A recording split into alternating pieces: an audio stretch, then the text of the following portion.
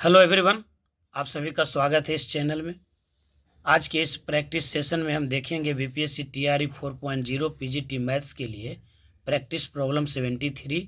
ये chapter straight line का है, 3D का। स्ट्रेट लाइन 2D में भी होता है और टॉपिक है shortest distance between two lines. ये क्वेश्चन पूछा गया था जेईई मेंस 2012 में, जो पहले AIEEE के नाम से जाना जाता था। प्रीवियस ईयर प्रॉब्लम हमेशा फ़ायदेमंद होता है, इसलिए इसे ज़रूर देखना चाहिए।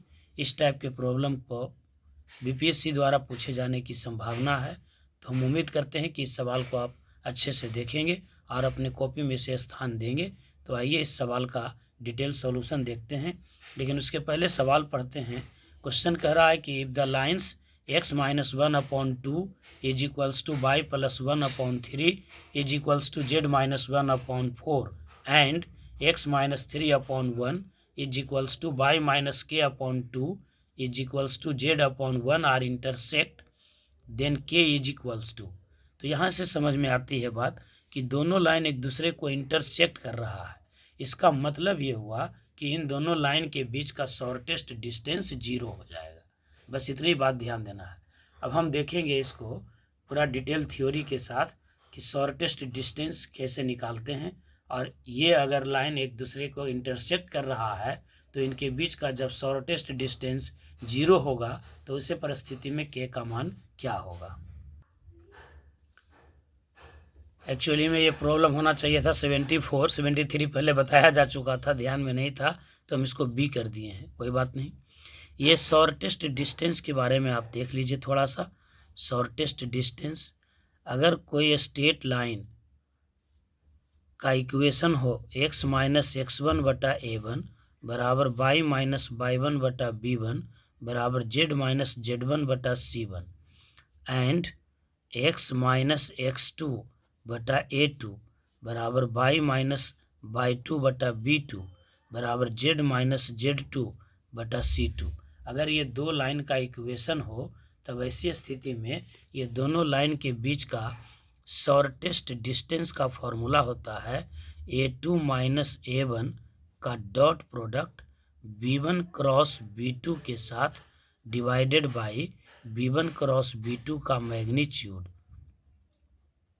चूँकि ये शॉर्टेस्ट डिस्टेंस है इसलिए इसमें मॉडुलस लगा देते हैं।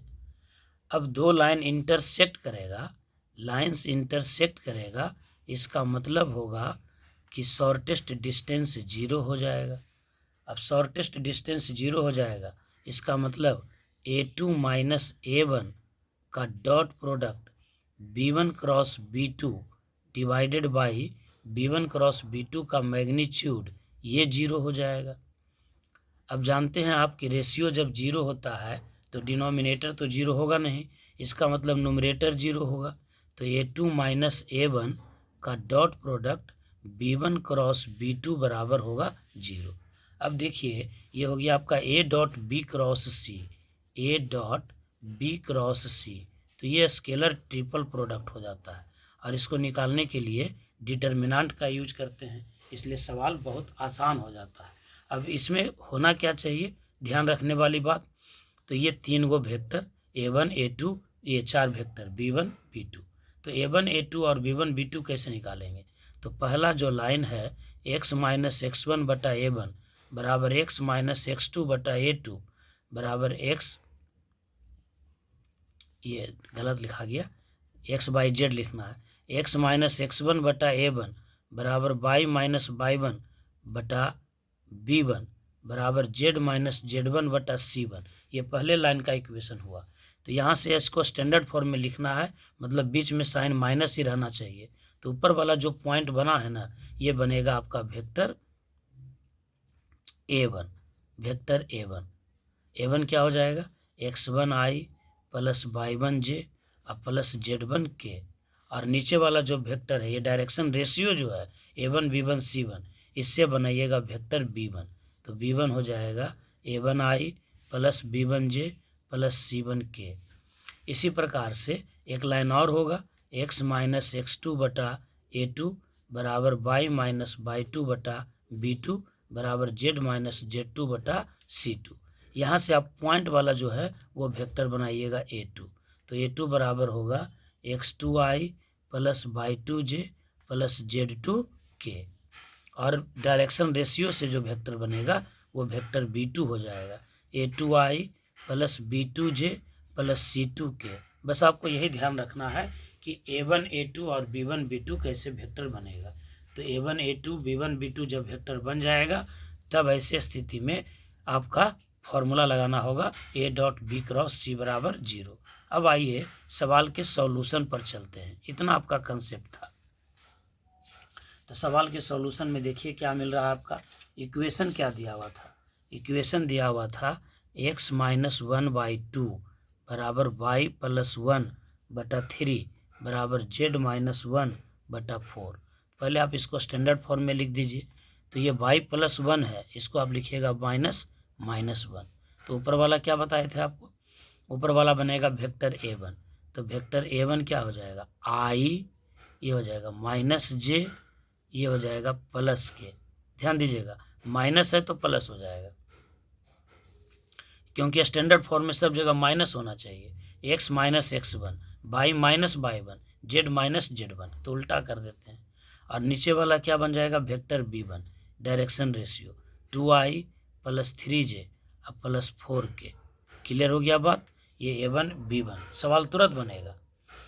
अब देखिए दूसरा लाइन क्या दिया हुआ है, दूसरा लाइन आपका दिया हुआ है x minus 3/1 is equals to y minus k/2 बराबर z/1। तो यहाँ से आप क्या बनाएंगे, पॉइंट वाला से बनेगा वेक्टर a2। तो a2 क्या हो जाएगा 3i प्लस kj, और यहाँ z के साथ माइनस में कुछ नहीं है तो -0 यानी 0k। और नीचे वाला वेक्टर बनेगा क्या चीज़ b2। तो b2 बराबर क्या हो जाएगा i plus 2j plus k। अब आपको क्या निकालना है, अब आपको निकालना है a2 माइनस a1। तो दो वेक्टर का डिफरेंस है, तो a2 में से a1 घटाएंगे। a2 आपका यहाँ है और a1 देखिए आपका यहाँ है, a1 यहाँ है।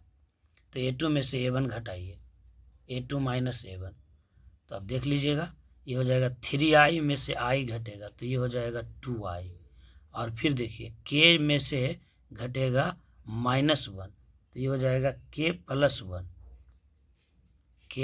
1 इंटू जे, और ये हो जाएगा 0k में से घटेगा k तो ये हो जाएगा -k। अब क्या हो जाएगा b1 और b2 तो दिया हुआ है ये है, तो शॉर्टेस्ट डिस्टेंस बराबर 0, यानी a2 माइनस a1 का dot product b1 cross b2 बराबर होगा 0। स्केलर ट्रिपल प्रोडक्ट है, और स्केलर ट्रिपल प्रोडक्ट कैसे निकालेंगे, एक डिटर्मिनेंट लिखेंगे जिसमें पहले रो में होगा a2 माइनस a1 जो वेक्टर है उसका कंपोनेंट। तो देखिए ये है 2, फिर होगा k प्लस 1, फिर होगा -1, फिर है b1 क्रॉस b2, यानी दूसरे रो में लिखेंगे b1 वेक्टर का कंपोनेंट। तो b1 वेक्टर यहाँ था, देखिए b1 वेक्टर यहाँ है 2i plus 3j plus 4k। तो 2 3 4 इसका कंपोनेंट हो गया, तो यहाँ पर जाएगा आपका 2 3 4। और b2 वेक्टर हो जाएगा थर्ड रो में, जो थर्ड रो है वो b2 वेक्टर का कंपोनेंट। तो 1 2 1 1 2 1, और इसका वैल्यू क्या होना चाहिए 0। अब तो यहाँ से आप डिटर्मिनेंट का वैल्यू निकाल लेंगे और k का वैल्यू मिल जाएगा। तो डिटर्मिनेंट का वैल्यू क्या हो जाएगा आपको, देखिए पहला रो से एक्सपेंड कर देते हैं तो 2 इंटू पहला रो वाला ख़त्म हो जाएगा। तो 3 1 जा 3 -4 2 जा 8, तो 3 में से 8 जाएगा, कितना हो जाएगा -5। और k प्लस 1 का साइन हो जाएगा निगेटिव, तो -k प्लस 1 इंटू ये रो और ये कॉलम ख़त्म। तो 2 1 जा 2 -4, यानी ये हो जाएगा -2, -1 इंटू ये रो और ये कॉलम ख़त्म। तो 2 2 जा 4 में से 3 जाएगा 1 बराबर होगा 0। अब यहाँ से हम लोग k का मान निकाल लेंगे, तो क्या मिल जाएगा आपको -10, ये हो जाएगा आपका -10, ये हो जाएगा -k इंटू -2 तो +2k, ये हो गया -1 इंटू -2 यानी +2, अब -1 बराबर 0 यानी 2k, और ये हो गया 11 में से 10 और 1 11 में से 2 गया 9, तो तो क्या हो जाएगा 2k अब -9 बराबर 0, यहीं पर लिख देते हैं, जगह नहीं है। तो 2k - 9 बराबर 0, तो k बराबर क्या हो जाएगा 9/2। k = हो गया 9/2 और ये ऑप्शन था आपका सी। शुरू में जाकर के सवाल में देखिएगा तो इसको मिल जाएगा आपका ऑप्शन सी। तो उम्मीद करते हैं कि इस सवाल के साथ साथ आप इस कंसेप्ट को भी अच्छे से सीख लिए होंगे। वीडियो को कृपया शेयर करते रहिए, लाइक, और किस तरह का आपको ये लग रहा है उसको कमेंट के माध्यम से ज़रूर बताएं। क्या ये सेशन जो हम प्रैक्टिस प्रॉब्लम के लिए कर रहे हैं, ये 73 का क्वेश्चन नंबर बी है। ऑफिशियली ये 74 होना चाहिए था, लेकिन 73 का हम ये बी कर दिए। क्या इससे आपको हेल्प मिल रहा है? कमेंट में एक बार सूचित जरूर करेंगे। बहुत बहुत धन्यवाद।